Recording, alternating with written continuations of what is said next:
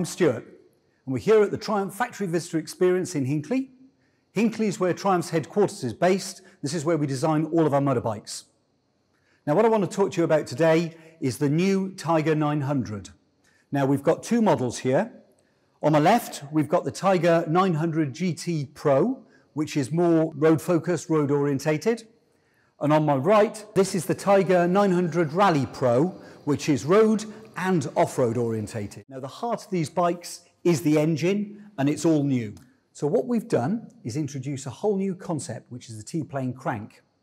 What that gives us is the ability to offer more feel, more character, and give the rider more connection between the throttle and the rear wheel, especially off-road. Now let me explain how that works. Okay, so this is a crankshaft. I've just taken this one off the production line. It's not fully finished, it's just come out of plasma nitriding, so that's the hardening process. We've still got to polish the main bearings and the crank pins as well. Okay, so crankshaft is a fundamental element of an engine. It's what turns the reciprocating motion of the pistons into rotary motion, rotating motion, that then allows you to drive the clutch, then the gearbox, the chain, and the rear wheel.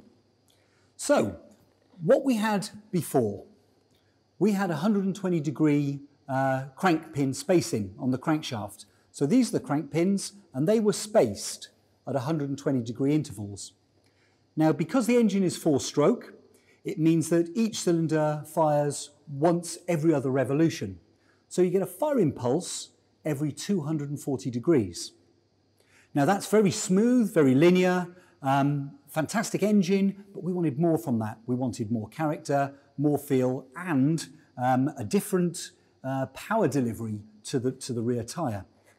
So what we've done, two things. We've changed the crank pin spacing to 90 degrees.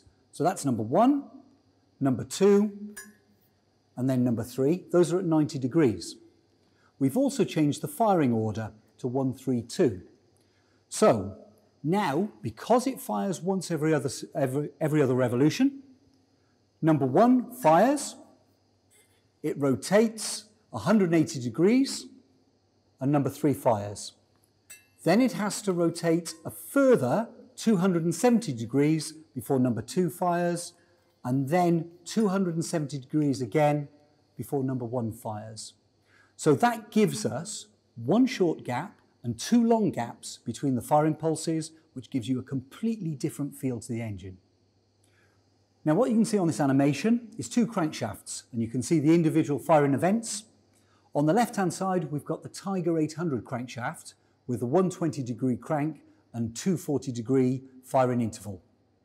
On the right-hand side, you've got the new T-plane crank with a 90 degree crank pin spacings and the 180, 270, 270 firing interval. Now, what we wanted to achieve with the engine and the feel of the engine is not just about the crankshaft and the firing intervals. We've increased the capacity of the engine, and to do that, we needed to increase the cylinder bore diameter. We wanted to keep the same tight package sizes we had with the Tiger 800, and we've come up with a really clever solution.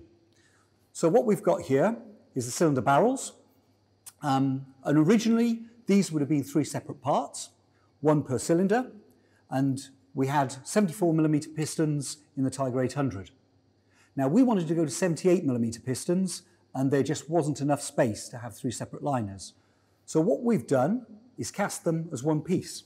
And you can see now that each cylinder, between 1 and 2, and 2 and 3, they share the central wall, okay? Because only one is firing at any time, so you only need that single thickness. And that saves a lot of width and allows us to keep the tight package and reduce weight.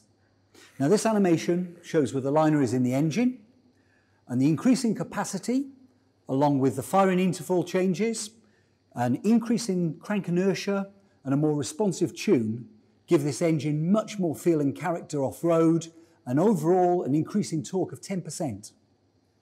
So that's a little bit about the Tiger engine.